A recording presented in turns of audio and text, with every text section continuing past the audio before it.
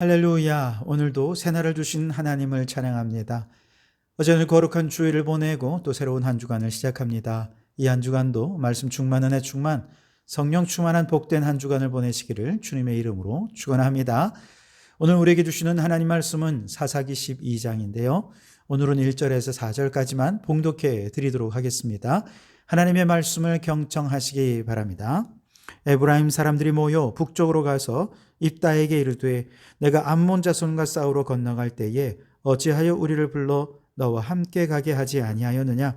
우리가 반드시 너와 내 집을 불사르리라 하니 입다가 그들에게 이르되 나와 내 백성이 암몬 자손과 크게 싸울 때에 내가 너희를 부르되 너희가 나를 그들의 손에서 구원하지 아니한 고로 나는 너희가 도와주지 아니하는 것을 보고 내 목숨을 돌보지 아니하고 건너가서 암몬 자손을 쳤더니 여호와께서 그들을 내 손에 넘겨주셨거늘 너희가 어찌하여 오늘 내게 올라와서 나와 더불어 싸우고자 하느냐 하니라.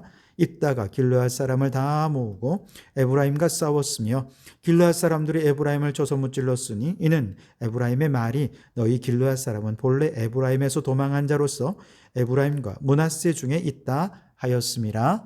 아멘. 오늘도 이 말씀을 통해 우리에게 주신 하나님의 음성을 듣게 되길 바랍니다. 길앗 사람 입다는 기생의 아들이었죠. 길앗에 살던 형제들이 그를 쫓아내어 버려서 뚝 떨어져 홀로 외롭게 살아야 했습니다. 이런 불우한 환경에서 자랐음에도 불구하고 그는 불우한 환경이 그를 불행하게 만들지 못했습니다. 왜냐? 그는 믿음의 사람이었고 하나님의 때를 기다리는 사람이었기 때문에 그렇습니다.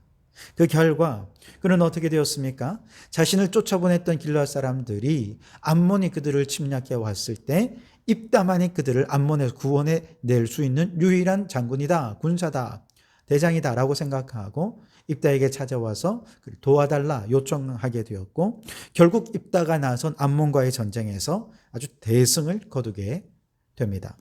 그런데 오늘 12장 1절에 보니 에브라임 사람들이 입다를 찾아옵니다. 그리고 왜 암몬과 싸우러 갈 때 우리를 부르지 않았느냐? 내가 너희 집을 불사르리라.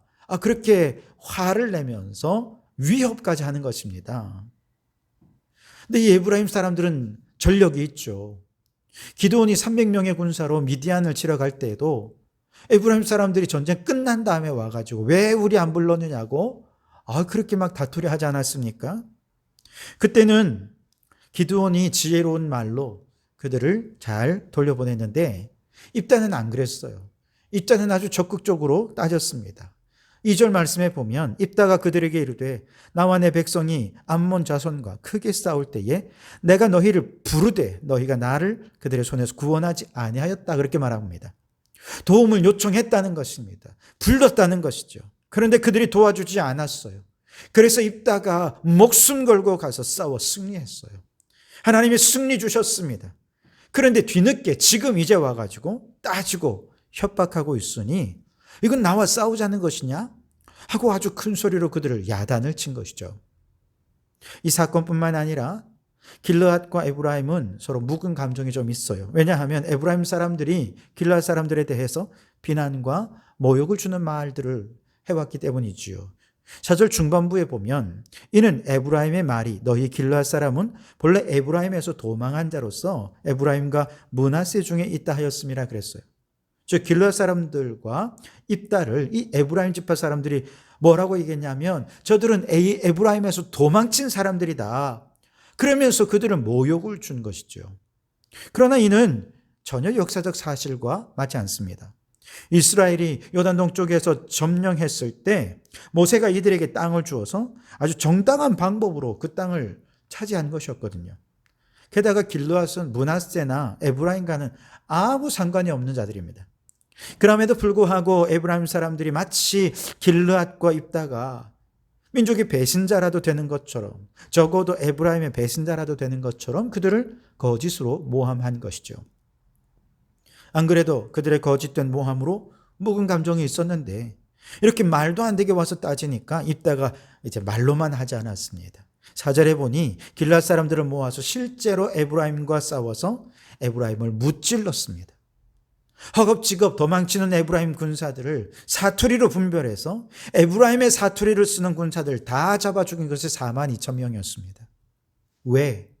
에브라임은 이처럼 다른 족속에 대해서 거짓 모함과 비난과 협박과 모욕을 일삼은 것일까요? 아마도 그것은 남이 잘 되는 것을 시기하는 좁은 마음 때문이 아니었을까요? 자신들보다 작고 약한 길앗 지파가 암몬과의 전쟁에서 대승을 한 것이죠. 그러니 시기가 났습니다. 질투가 났어요. 그래서 찾아와서 그들을 깎아내리는 것이죠. 마치 하이아네처럼 남의 승리를 헐뜯어요. 그리고 자신의 체면과 명예를 유지하려 하는 정말 속 좁은 사람들이 에브라임 사람들이었던 것이죠. 그런데 교회 안에도 이런 에브라임 족속 같은 사람들이 있습니다. 주를 위해 온전한 마음으로 충성하고 헌신하는 사람들이요, 너무 열심히 하는데 제발 좀 도와달라고 그렇게 사람들에게 요청을 해도 다들 바쁘다고 핑계대며 도와주질 않아요. 그래서 어쩔 수 없이 주를 위해 그는 정말 충성했습니다. 자신의 시간, 물질 다 헌신해서 그렇게 최선을 다해서 성과를 거둬냅니다. 교회를 세워갔고 또 부흥시켰고 하나님 나라 열매들을 하나하나 맺어갑니다. 그런데요, 그를 도와주지 않았던 다른 사람들은요, 일이 다 끝난 다음에 얘기합니다. 평가하는 거예요. 결과만 가지고 아유 이건 잘못했어, 이거는 잘했어. 잘한 얘기보다는 잘못한 것을 비난하고 그렇게 하는 사람들이 훨씬 더 많아요. 교회 안에 에브라임 족속 같은 그런 사람들이 많이 있어요. 왜 그럴까? 이분들은 대부분 시기질투 때문에 그렇게 합니다. 나는 열심히 못하지만 열심히 해서 그 사람이 하나님 사랑받고 목사님 사랑받고 성도들의 존경받는 것도 싫어요. 그러니 내가 못 먹는 감 찔러나 보는 것이죠. 여러분, 이런 시기심과 질투심이 결국 성도들의 신앙에 상처를 줍니다. 교회를 분열시킵니다. 무너뜨리게 만드는 것이죠. 그러니 여러분, 혹시 에브라임 같은 사람들이 시기와 질투로 모함하고 모욕을 주면서 주님을 향한 열정을 폄훼하게 만든다면 예수님의 이름으로 단호히 물리치십시오. 쫓아버리세요. 그들 때문에 하나님 나라 사역이 지장 생기면 하나님이 손해가 아닙니까? 그들 때문에 내 안에 주님을 향한 열정이 식어버리고 주님을 향한 이 사역이 마음이 상하여서 그냥 포기해버린다면 내 신앙에 손해가 되고 하나님께도 손해가 되는 일인데 왜 그의 이야기를 들으면서 화내고 증오하겠습니까? 여러분, 그들을 쫓아버리세요. 가까이 하지 마십시오. 그들보다는 맡겨주신 사명에 더 충실하는 그런 성도들이 되실 수 있길 바랍니다. 자, 이제 9절 이하에 보면 입다에 이어서 입산이라는 사자가 등장해요. 그가 아들 30명과 딸 30명을 두었더니 그가 딸들을 밖으로 시집 보냈고 아들들을 위하여는 밖에서 여자 30명을 데려왔더라. 그가 이스라엘의 사사가 된 지 7년이라 그랬습니다. 자, 입산이 어떻게 사사로 세워졌는지, 왜 사사가 되었는지 알 수는 없어요. 무슨 일을 했는지도 기록이 없습니다. 그냥 사사라는 거예요. 그런데 이 사람의 특징은 그의 자녀들이 모두 딸들은 밖으로 시집 보내고 아들들은 여자를 밖에서 데려와서 장가를 보냈다는 거예요. 즉 이방 민족들과 결혼을 시킨 것이죠. 아마도 그는 틀림없이 나라의 평화를 유지하기 위해서 자신의 아들과 딸들을 주변의 크고 작은 나라들의 민족들과 정략적으로 결혼을 시켰던 것일 겁니다. 그 결과 그가 사사로 있던 7년 동안 나라는 평안해졌어요. 그러나 이러한 정략적인 결혼은 필연적으로 이방의 신을 이스라엘에 들여오는 결과를 낳게 되었을 것입니다. 본문에는 기록되어 있지 않지만 열왕기서의 말씀에 보면 솔로몬도 그랬죠. 정략적인 결혼을 통해서 수천 명의 처와 첩을 두고 이들이 우상을 가져와서 솔로몬의 말년은 우상 숭배로 가득했다고 하지 않습니까? 아합 왕이 대표적인 또 그 왕입니다. 여러 여인들과 이제 정략적인 결혼을 하던 가운데 이세벨과 결혼을 하면서 우상이 들어오게 되고 온 나라가 우상으로 가득 차고 여호와의 제사장들이 다 죽임을 당하는 그런 끔찍한 일이 일어나지 않았습니까? 그런데 오늘 13절에 보면 압돈도 아들이 40명이나 됐고 그 손자가 30명인데 나귀를 70마리를 탔다 그랬어요. 무슨 말이냐? 그 많은 아들 누구와 결혼했겠습니까? 이방민족과 정략적인 결혼을 했을 것입니다. 그래서 어린 나귀 70마리나 타고 다닐 정도로 부유해졌고 풍요해졌고 평안해졌습니다.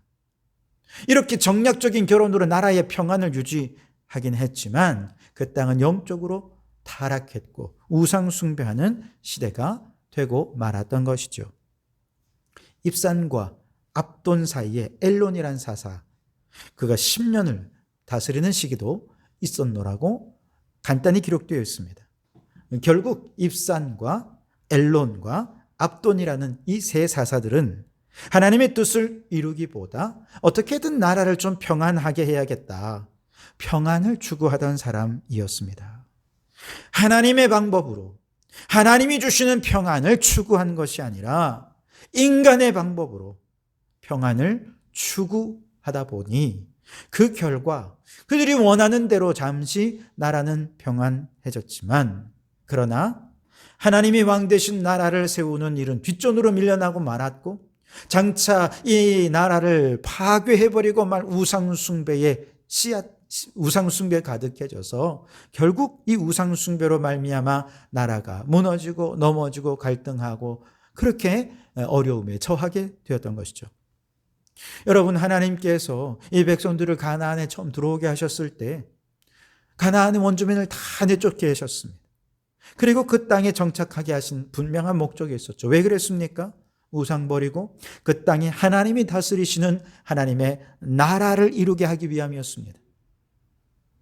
하나님께서 다스리시는 그 나라가 이루어졌다면 하나님 주시는 평안, 샬롬이 임하게 되었고 이것이야말로 하나님이 기대하고 소망하는 바였을 것입니다.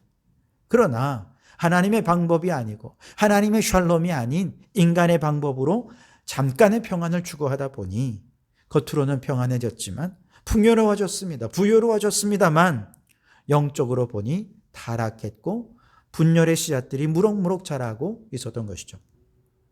여러분, 하나님 없는 평안은 죄악이 자라기에 가장 좋은 환경이라는 것을 잊지 마시기 바랍니다. 특별히 오늘 본문의 이 세 사사는 비록 사사로 세움을 받기는 했지만 하나님의 평안을 추구하지 못해서 결국 온 나라가 죄로 가득하게 되었고 평안은 곧 깨어지고 말게 된 것이죠. 그런데 죄로 인해 평안이 깨어진 우리 인생에 완전한 평안, 완전한 샬롬을 회복시켜 주시기 위해 이 땅에 오신 분, 바로 그분이 예수 그리스도이십니다. 에베소서 2장 17절 말씀에 오셔서 먼 데 있는 너희에게 평안을 전하시고 가까운 데 있는 자들에게 평안을 전하셨으니 라고 말씀하십니다. 예수님은 평안을 전하기 위해 육신을 입고 이 땅에 오셨고 그 피로 죄에서 우리를 구원하셔서 하나님의 평안을, 완전한 샬롬을 우리에게 회복시켜 주신 줄 믿습니다. 예수님이 이 땅에 오신 사명을 이루기 위해 예수님은 자신을 십자가에 내어주셨죠. 겉으로만 평안을 이루기 위해 세 사사는 자신을 희생했다 없습니다. 죽음을 각오하고 싸웠다 그런 거 없습니다. 그러나 참 평안을 이루기 위해 오신 예수님은 십자가에서 자신을 희생하면서 우리에게 평안을 주신 것이죠. 이 평안은 누구도 깨뜨릴 수 없는 참 평안입니다. 요한복음 14장 27절에 평안을 너희에게 끼치노니 곧 나의 평안을 너희에게 주노라. 내가 너희에게 주는 것은 세상이 주는 것과 같지 아니하니라. 너희는 마음에 근심하지도 말고 두려워하지도 말라. 아멘. 여러분, 십자가의 희생으로 우리에게 참 평안을 선물해 주신 주님께 감사와 찬송을 올려드릴 수 있기를 바랍니다. 이제 우리도 일시적인 평안을 마치 영원할 것처럼 그렇게 여기는 어리석은 자가 되지 말고 평안을 잃고 고통 중에 있는 분들에게 예수님을 선물하는 여러분 되시기 바랍니다. 오직 십자가에서 죽고 죄에서 구원하신 예수님만이 우리에게 참 평안을 주실 수 있는 유일한 분이심을 선포하실 수 있기를 바랍니다. 그래서 많은 분들이 주 안에 참 평안, 참 샬롬을 누리는 그날이 오기를 주님의 이름으로 축원합니다. 기도하겠습니다. 주님, 에브라임 족속의 시기와 질투가 모함과 분쟁을 가져왔고 결국 에브라임 족속이 4만 2천 명의 생명을 희생당하고 말았습니다. 오 주여, 우리 교회 안에 에브라임 사람이 없게 해 주옵소서. 시기, 질투 버리고 축복과 격려만 가득하게 하옵소서. 주님, 사사 입산, 엘론, 압도는 인간적인 방법으로 평안을 추구했으나 결국 다 깨어져 버릴 일시적인 평안에 불과했습니다. 십자가로 죄에서 구원하신 예수 그리스도만이 참 평안을 주실 줄 믿고 예수님의 평강을 세상에 선물하고 참 평안을 누리며 나누는 저희들이 되게 해 주시옵소서. 예수님 이름으로 기도하옵나이다. 아멘.